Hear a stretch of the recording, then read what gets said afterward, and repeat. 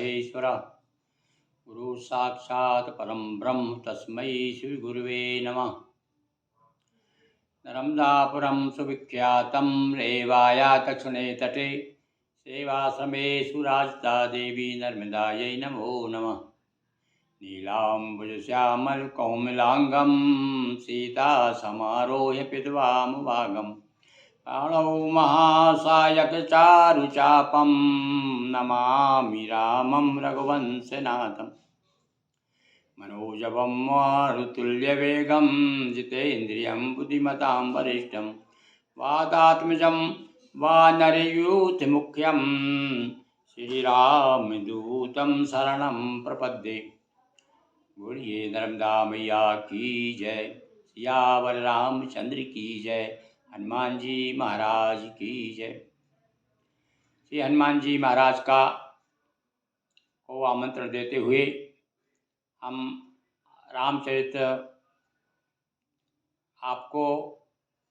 रामचरितमानस से रामायण पारायण के अंतर्गत राम कथा, संपूर्ण राम कथा धारावाहिक रूप से सुना रहे। तो अभी आज हम छठवें दोहे पर हैं आज।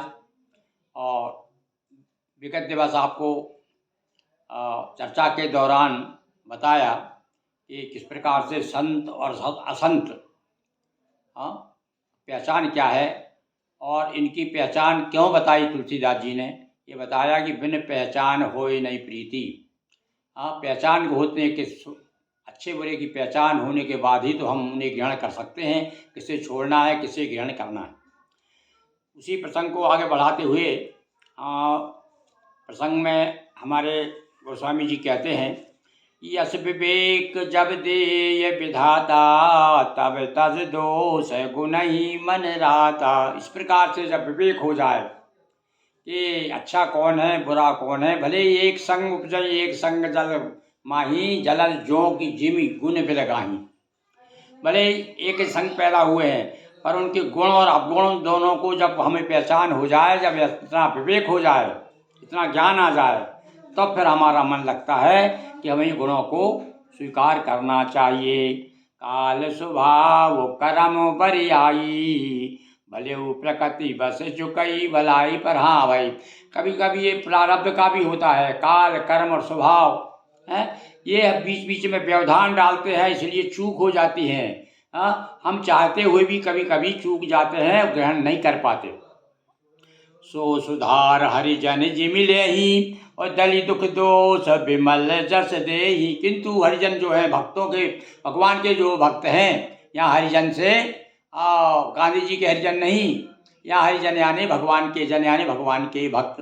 भगवान के भक्त जो होते हैं चूक को सुधार लेते हैं और दुख दोषों को मिटा करके निर्मल यश देते हैं।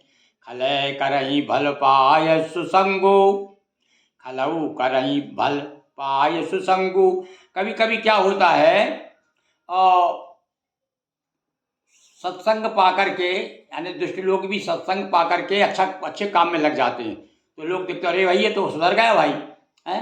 किंतु तुलसीदास जी कहते हैं ये जो मन का मेल है, जो स्वभाव बन गया है दुष्टों का, वो भैया बड़ी मुश्किल से जाता है। भले ही चाहे थोड़ी चमक बता दें अपने को, अपने आप साथ रह करके वो भी सेवा करने लगें, वो भी भक्ति करने लगें, दान पुण्य करने लगें, पर वो तुलसीदास जी कहते हैं मिटे न मलिन स्वभाव। पर उनका जो मैला स्वभाव है, मलिन स्वभाव है, जो दुष्टता बनी हुई है उनके हृदय में, वो नहीं जाती। क्योंकि भैया वो तो मूल से पैदा ही होते हैं ऐसे लोग, तो प्रारब्ध बसो कर्म काल कर्म स्वभाव, ये सब बताया कि मनुष्य का जो जीवन जो निर्मित होता है वो केवल पूर्व जन्म के कर्मों से संचालित होता है। तो इसलिए कहा कि जो खल होते हैं, जो दुष्ट होते हैं, उनका स्वभाव एकदम से नहीं बदलता। इसलिए आप ये देख करके विश्वास नहीं कर लेना कि हाँ ये सुधर गया। लख सुवेश जग बंचक जेऊ, वेश प्रताप पूजयऊ तेऊ। और संसार में साधु का वेश धारण करके बहुत से ठग घूम रहे हैं, और ये जो ठगने वाले जो वंचक है ना, वो अपने वेश के कारण सम्मान होता है। उन्होंने कही भैया प्रणाम करो, भैया साधु का वेश धारण किया है, भगवा वस्त्र है, इसकी जटा बड़ी हुई है, चंदन लगा हुआ है। यह देख करके लोग जो है धोखे में आ जाते हैं। पर ये भी कहते हैं ये ज़्यादातर थोड़ी चलता है, नकली काम, नकली माल जो है। किसी ने कहा है ना कि रईमन हांडी काट कीचड़ है न दूसरी बार, है लकड़ी की हंडी का दूसरी बार जल चढ़ती है क्या? तो फूल पट्टी पकड़ में आ जाती है। तो वही बात पर उदाहरण दे के समझाते हैं हमारे गोस्वामी जी। कहते हैं कि उग्र ही अंत न हो ये निभाऊ, पर बाद में यदि फूल खुल जाती है तो फिर क्या स्थिति बनती है उनकी? क्यों? उदाहरण दिया कौन कौन का, काल नैम और रावण और राहु, ये इनकी जो है जब फूल खुल गई तो बाद में इनका विनाश ही हुआ। अंत तो इनका अच्छा नहीं होता। जो लोग दूसरों को ठगते हैं, धोखा देते हैं, वो कभी न कभी पकड़ में आ ही जाते हैं। ये कुबेश साधु सन्मानु और जिमि जग जामु बनते हनुमानु। अब यहाँ बताया आचरण का विशेष बताया भैया कि आदमी का वेशभूषा पूजित नहीं होती, और पूजित भी होगी तो कछु दिन होगी, थोड़े समय बाद फूल पट्टी तो खुल जाएगी बाद में। किंतु यदि आचरण अच्छा है आपका तो बिना बिना अच्छा मतलब कुबेश है। अब देखिए बंदर बताया, उदाहरण दिया उन्होंने, जाम बनते हनुमान है, क्या उनके वेशभूषा क्या है और किस समाज से आए हुए हैं वो, किंतु उसके बाद में बड़े पूज्य हैं वो। और अरे हनुमान जी ने तो यहाँ तक कहा है अपने बारे में कि प्रात ले जो नाम है हमारा, तेई दिन ताए न मिले हारा। मैं ऐसा बानर जाति का हूँ, सीता जी से कहा है, माता जी से। तो ऐसे हनुमान जी को भी आज हम जो है सर पे धारण करते हैं, शीश नभाते हैं। और कभी कभी तो भक्त लोग अपने और रो में आ जाते हैं तो कहते हैं भैया भक्त तो भगवान से भी बड़ा होता है। तो कुछ लोग तो हनुमान जी को भगवान से ज़्यादा दर्जा दे देते हैं, और वास्तव में उन्होंने इतनी सेवा की, इतनी सेवा की है कि खुद राम जी को कहना पड़ा, अरे भैया इतने दयालु है भगवान, तो इतना खुद भगवान राम जिसे सम्मान दे रहे हैं उसे फिर हम कैसे सम्मान नहीं देंगे? देखिए आगे आगे उदाहरण आएगा, कितना अच्छा उदाहरण दिया तुलसीदास जी ने, है कि प्रभु तरुतर कपिडार पर, ये जो बंदर लोग तो वो डाल पे बैठे हुए हैं और भगवान नीचे बैठे हुए, स्वामी नीचे बैठा है और सेवक जो है ऊपर चढ़े हुए हैं। कपि तरुतर प्रभु तरुतर कपिडार पर, ते किए आप समान, भगवान ने अपने समान, इसलिए तो हनुमान जी का इतना सम्मान है, अपने समान बना दिया भगवान ने। तो हानि कुसंग सुसंगति लाऊ, संसार में भैया ये तो विदित है कि जो अच्छे के साथ में रहेगा तो अच्छा कहलाएगा, और जो बुरे का सेवन करेगा उसकी बुराई, संसार में बुराई होगी। चाहे युगों युगों तक वो गलत काम करोगे तो वो युगों युगों तक आपकी लोग धुक्कारेंगे। और आज भी जो है हजारों साल हो गए, आज भी रावण का पुतला क्यों जलाया जाता है? क्यों? रावण को नहीं जलाया जाता, अरे उसके जो आचरण थे, उसके जो कर्म थे, उसके कर्म के कारण उसके नाम को लेकर के लोग जो है धिक्कारते हैं, निंदा करते हैं। तो यहाँ पर बताते हैं, मूल रूप से बता दिया उन्होंने कि भैया देखिए आपका चरित्र ठीक होना चाहिए, आपके वस्त्र नहीं, वस्त्र से ज़्यादा वस्त्र भी है महत्वपूर्ण, पर वस्त्र इतना ही है कि बाद में यदि आपका चरित्र नहीं है तो बाद में फूल खुल जाएगी और फिर स्थिति आपकी ये बनेगी। तो इस प्रकार से यहाँ पर गगन चढ़े रज पवन प्रसंगा, कीचई मिले नीच जल संगा, साधु असाधु सदन सुख सारी, सुमरई राम देय गनिकारी। और वही उदाहरण दिया कि भाई अच्छे के साथ रहोगे तो अच्छा फल मिलेगा, और बुरे के साथ रहोगे तो आपको बुराई प्राप्त होगी। और भैया संगति का विषय महत्व बताया कि संगति का बड़ा महत्व है, संगति का, सत्संगति का, सठ सुधरई सत्संगति पाई, सठ भी सुधर जाते हैं। और यहाँ तक बताया है कि क्या कहते हैं, साधु असाधु सदन सुख सारी। तोता भी जो है विद्वान के घर रहेगा तो राम राम जपेगा, और बेस्या के यहाँ रहेगा तो उसकी क्या स्थिति होगी? सुमिरई राम देय गनिकारी। और गणिका के यहाँ रहेगा तोता तो वो गाली देगा, क्योंकि जहाँ जैसा वातावरण हो, वातावरण वैसे, इसके पहले भी हमने आपको चर्चा की थी, जैसा संग वैसा मन, जैसा स्थान वैसा मन, और जैसा अन्न वैसा मन, ये तीन चीज़ों का बड़ा विशेष प्रभाव पड़ता है। इसलिए भैया संग के लिए विशेष रूप से सबसे ज़्यादा जोर सत्संगति को दिया गया है, सत्संगति पर दिया गया है कि अच्छा संग कीजिए। अब संग का क्या अर्थ है? संग अब ये ग्रंथ के साथ में हम बैठे हुए हैं, ग्रंथ का संग, ये वो रामचरितमानस का पाठ कर रहे हैं, ये सत्संग हो रहा है। और किसी कथा में हम प्रवचन सुन रहे हैं, वो भी सत्संग हो रहा है। सज्जनों के संतों के चरणों में बैठ करके प्रणाम करके उनकी गाथाएं सुन रहे हैं, भगवान के चरित्र सुन रहे हैं, सब सत्संग है। तो इस प्रकार से बता दूँ मैं कुछ और अनेक उदाहरण, जो उदाहरण आते गए उनके मन में कि देखो भैया सत्संगत का देख लो। अब धूम कुसंगति कार्य होई लिखे पुराण, और वही जो धुआं होता है ना, वो जिससे कालिक बनती है।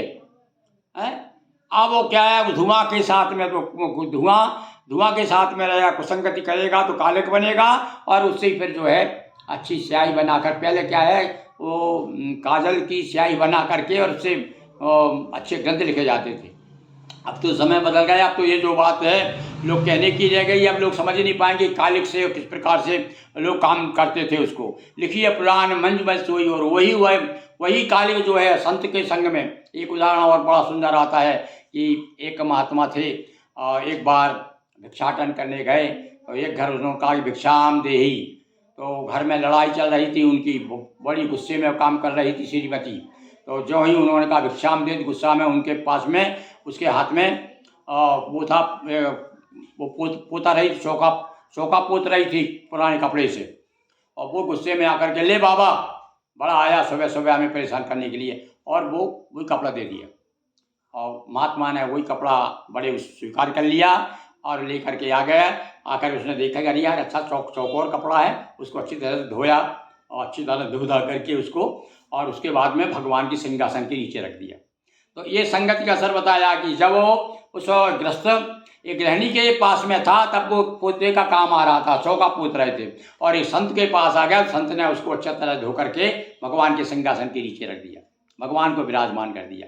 तो यहाँ पर यही बात बताई, यहीं पर तुलसीदास जी ने भी उदाहरण दे करके बताया है कि सोई जल अनल अनिल संघाता होए जल जग जीवन दाता है। और वो जो जल क्या है, अनल और अनिल, अनल यानी अग्नि, अनिल यानी हवा, इसके साथ में मिलकर के वही ऊपर जाता है तो आकाश में चला जाता है, तो बादल बन जाता है, और बादल बन के वही जीवन दाता बन जाता है। तो इस संगति के असर से, और जो उदाहरण एक ने कहा है, और हमने और कभी पढ़ा था एक जगह कि वो राजा के पास में, देखो आप राजा के ये खकरा के पत्ते पे रख कर के पहले पान दिया जाता था। तो एक कवि ने ऐसे उदाहरण दिया है कि देखिए राजा के पास और पान की संगति करने से खकरे का पत्ता भी राजा के पास पहुंच जाता है।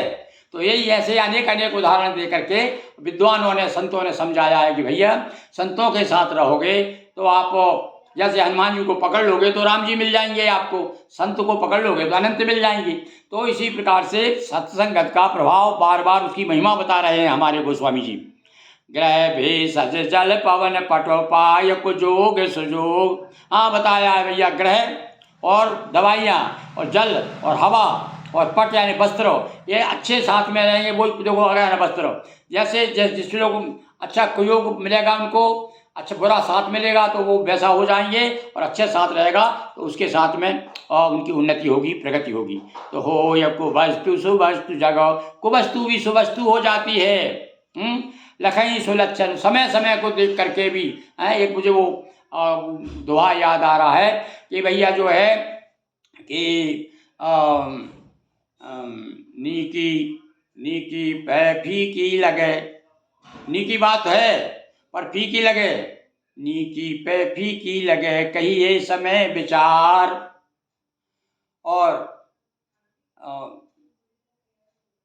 श्रृंगार का जो श्रृंगार रस है, कभी युद्ध के समय श्रृंगार की बातें नहीं करना चाहिए। नीकी बात है, श्रृंगार है तो अच्छी बात, पर या लड़ाई के समय जा रहे हैं और आप श्रृंगार की बात कर रहे हैं। तो इसी प्रकार से कवि ने कहा कि फीकी पे नीकी लगे कहिए समय विचार है, और सबके मन हर्षित करे जो विवाह में गाल।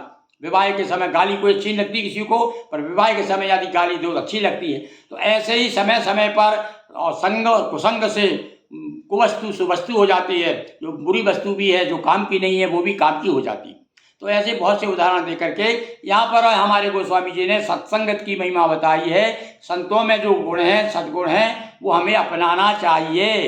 ये सारी बात बताने का, उदाहरण देने का एक ही अर्थ है कि भैया हमें संतों का संग नहीं छोड़ना है। सम प्रकाश तम पाक दोई नाम भेद विधि कीन। प्रकाश समान है, पर विधाता ने वो उदाहरण दिया, विधाता ने पाक तो है, एक कृष्ण पक्ष और एक शुक्ल पक्ष, पर उसके कारण भेद के कारण विधाता ने भेद कर दिया उसमें। एक काला एक कृष्ण पक्ष है, क्योंकि उस समय जो है उजाला कम होता है, चंद्रमा रहता जरूर है, पर शशि शोषक है, पोषक समाज उसको समझ जाएगी। कहीं कभी शशि शोषक है यानी चंद्रमा शोषण करता है, कहीं पोषण करता है, इसीलिए संसार में उसे यश अपयश मिलता है। वही कहने का सीधा सा यही है कि भला भलाई पहल है। जो अच्छा करोगे तो अच्छा मिलेगा, और बुरा करोगे तो उसका नतीजा बुरा होगा। तो जल चेतन जग जीव चलो, सकल राम में जान, बंदो सबके पद कमल सदा जोर जुगपाल। और अंत में सब बहुत सारे उदाहरण दिए, जो कितने बताए उदाहरण उन्होंने। ऐसा उदाहरण देते हुए अंत में यही कहा कि जड़ चेतन जग जीव, जब जितने भी संसार में जड़ है, चेतन है, जितने भी जीव हैं, अचेतन है, चेतन है, जितने भी हैं, ये सब जो है समय समय इनको सकल समय राम में जान, इनको सब में राम जानते। भैया राम कहाँ नहीं है। और कथा आप जानते ही हैं कि हनुमान जी महाराज को एक बार सीता जी ने बड़े ही प्रसन्न होकर के एक माला दे दी, मोती की माला, हार दे दिया। और भैया हनुमान जी तो लगे फोड़ फोड़ करके देखने, लोग हंसने लगे। सभा के अयोध्या का राज दरबार था, सबने कहा अरे तो बानर तो ठहरा, इसको क्या मालूम, ये देखो कोई फोड़ फोड़ कर देख रहा है। पूछा उससे कि भाई हनुमान जी क्या कर रहे हो, बोले मैं इसमें देख रहा हूँ राम है कि नहीं। ये देखिए सब भावना का खेल है। हमारा मन यदि हमारे हृदय में राम है तो हमको चाह सब जगह राम ही राम दिखाएगा। जो आदमी हृदय से अच्छा, हृदय सारे संसार अच्छा दिखता, कहते हैं ना कि अपना मन ही तो संसार को बनाता है और मन ही संसार को बिगाड़ता है। अरे बड़े बड़े विद्वान यही बात कहती हैं, गीता तो बार बार यही कहती है कि हम सबसे बड़ा शत्रु हमारा कौन है। बोले हमारा सबसे बड़ा शत्रु हमारा मन ही हमारा मित्र है और हमारा मन ही हमारा शत्रु है। तो यहाँ देखिए भावना तुलसीदास जी की, वो कहते हैं कि जड़ चेतन जत जकल सब राम में, सकल राम में जान, बंदो सबके पद कमल। फिर देखिए फिर बार बार पद कमल, चरण कमल, सबके चरण कमल को जो जोर जुगपान, दोनों हाथ जोड़ करके प्रणाम। वैसा नहीं कि ऐसे वैसे वैसे हाथ छुआ लिए। आजकल तो कैसे जाते हैं, झुकते हैं, पाँव भी नहीं छूते, चरण भी नहीं छूते, केवल घुटना तक को ऐसे छू करके घुटना प्रणाम करते हैं और बस जैसे हो गई। पर यहाँ तो भैया देखिए विनम्रता देखिए महात्मा की है, क्या कह रहे हैं सदा। और ऐसा नहीं मैं भैया हमेशा ही नमन करूँगा उनको, इन सबको हमेशा। मैं तो क्योंकि सिया राम में सब जग जानी, कितनी प्रसिद्ध ये चौपाई, कितनी प्रसिद्ध हो गई। पर भैया वो चौपाई को यदि हृदयंगम कर ले हम, तो हमारा भी दृष्टि वैसी ही, ऐसी गोस्वामी जी की दृष्टि है, वैसे ही दृष्टि हमारी भी होना चाहिए।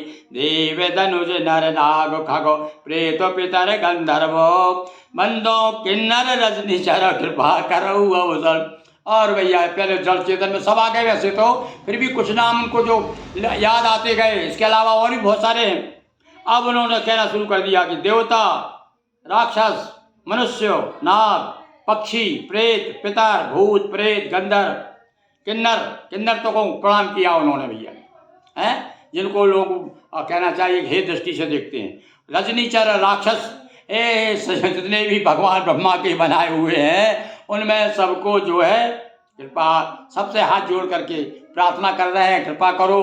पर भैया कृपा क्या करो, क्या धन दौलत मांग रहे हो? नहीं, बस यही कह रहा है कृपा कि मैं यही मैं रघुपति नाम उदारा। ये जो उदार नाम है भगवान राम का चरित्र, मैं राम का चरित्र गाना चाहता हूँ, आप सभी कृपा कीजिए। और भैया देखो सच्चे मन से प्रार्थना करो तो सब सुनते हैं। और सब लोगों ने प्रार्थना, सब लोगों ने जब देखा होगा, सब सूक्ष्म रूप में आसपास घूम रहे हैं, तो जब सबने देखा कि ये तो भैया इतना विनम्र है, इस पर कृपा करना ही पड़ेगा। और ऐसी कृपा की, ऐसी कृपा की कि वो कृपा भैया जो है उस कृपा, वो कृपा इतनी कृपा का सागर बना दिया तुलसीदास जी को कि हम लोगों पर भी कृपा हो रही है। वो उन्हें हाथ जोड़कर उन्हें कृपा मांगी और वो कृपा हमें भी प्राप्त हो रही है। तो इस प्रकार से तुलसीदास जी महाराज हमारे गोस्वामी जी सबसे हाथ जोड़ करके प्रणाम करते हैं। बोलिए सियावर रामचंद्र की जय, अयोध्या राम लला की जय। पवन सुत हनुमान जी की जय। हर हर नर्मदे, हर हर महादेव शंभो।